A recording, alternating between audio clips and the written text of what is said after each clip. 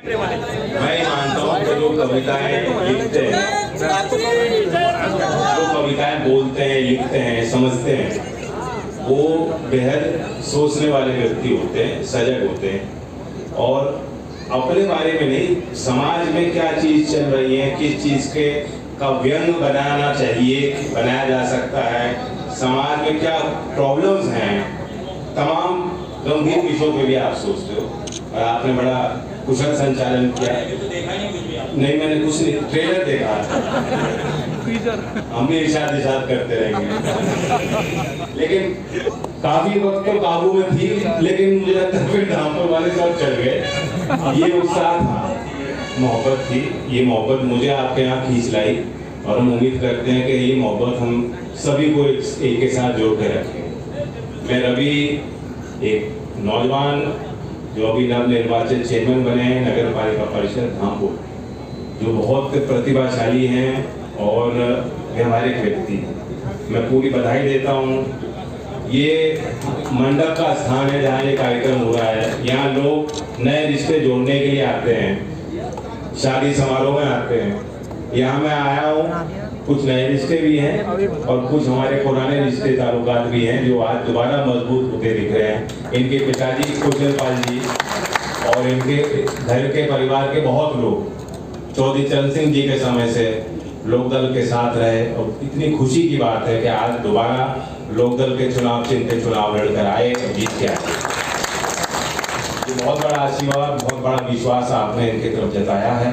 मैं उम्मीद करता हूं कि धामपुर के इस शहर के सभी निवासियों के लिए हमारा पार्टी का चुनाव चिन्ह हैंडपंप यहाँ की तरक्की का रास्ता बने, तरक्की के नए आयाम और रास्ते खोलने के लिए सफल रहे हम सब लोग और इस काम में हमारे दल के सभी कार्यकर्ता पूरा सहयोग करें।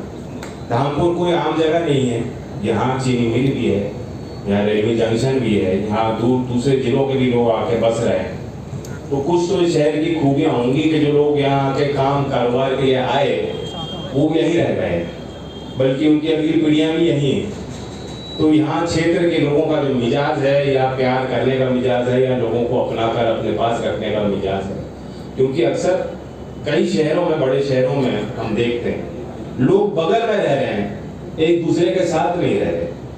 बगल में रहने का मतलब है कि मेरा पड़ोसी तो है, लेकिन ना मुझे उसकी फिक्र, ना उसको मुझे मेरा ख्याल। ऐसा यहाँ वातावरण मुझे नहीं दिखा। आपस का आपका मेल बहुत अच्छा लगा। और मैं एक राजनीतिक एंगल आपको और समझाता हूँ कि क्यों कारगर रहेंगे रवि। राजनीतिक व्यक्ति बहुत आलसी होता है, सभी आलसी होते हैं, और जब तक आप जो राजनीतिक एक व्यक्ति है जो किसी पद को संभाल रहा है, जब तक जनता उसके प्रति जो उसकी जवाबदेही है उसको लगातार याद नहीं दिलाएगी। अगर जो सत्ता में बैठा है उसे लगता है कि मेरा वोट बैंक फिक्स है, तो प्रयास नहीं करेगा। जैसा कि यार भाजपा के लोग, इतनी बड़ी सत्ता आपने दे दी है, देश की जनता ने उनको दे दी है, उनके लोग लोगों के बीच जा नहीं रहे, तो जमीन के मुद्दे उनको उठा नहीं रहे। हर चुनाव में कहीं बाहर से कोई दूसरा मुद्दा लेके आते हैं जिसका कोई सरोकार लोगों के बीच में नहीं है, और कोशिश करते हैं कि लहर के चुनाव में हम लोग जीत।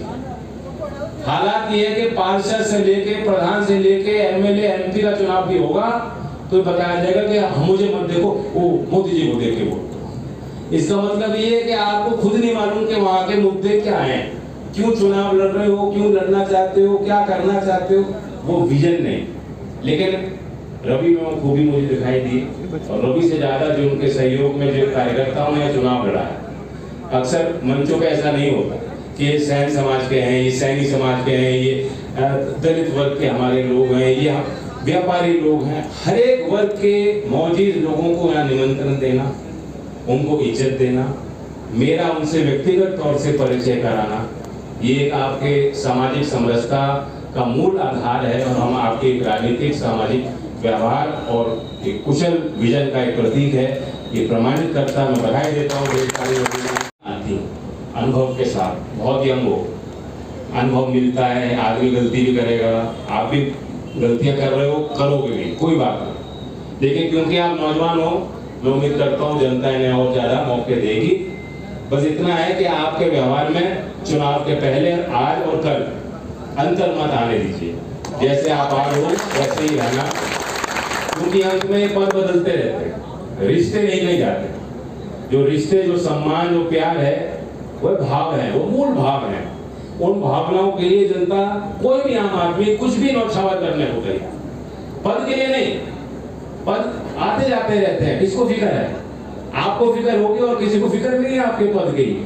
लेकिन इन रिश्तों की अगर आप कदर करोगे तो रिश्ते आपको लंबे समय तक जीवंत रखेंगे, आपकी इंसानियत को जिंदा रखेंगे और आबाद रखेंगे। बाकी आपसे भी मैं कहूँगा थोड़ा धैर्य रखना, यहाँ विकास की बहुत उम्मीदें होंगी। सरकार में हम लोग नहीं है। एक समय होता था कि सत्ता पक्ष और विपक्ष दोनों की एक भूमिका होती है, और अक्सर जो मुख्यमंत्री हैं या जो बड़े पद पे हैं, वो ख्याल रखते थे कि विपक्ष के लोग, उनके प्रतिनिधि जब आते थे तो उनकी कलम और तेज चलती थी। लेकिन अब वो जमाना नहीं है, लाइन खींच रही है। अब मोहल्ला बंट रहे हैं, अब घर में भी बंटवा रहे हैं कि एक भाई दूसरी पार्टी में है तो दूसरा भाई दूसरी पार्टी में है।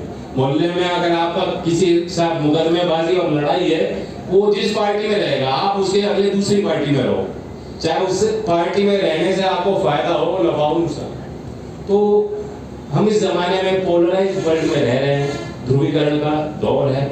लेकिन हम लोग कोशिश करेंगे, और जैसा मैंने कहा लोकदल का पूरा सहयोग रहेगा, राज्यसभा से लेकर विधानसभा से लेकर जो भी कार्रवाई में आप चाहो कि रामपुर की कोई चर्चित बात, यहाँ का कोई विषय, यहाँ की कोई समस्या उठनी चाहिए, तो निरंतर हम लोग प्रयासरत रहेंगे। इन्हीं शब्दों के साथ धन्यवाद देता हूँ। जय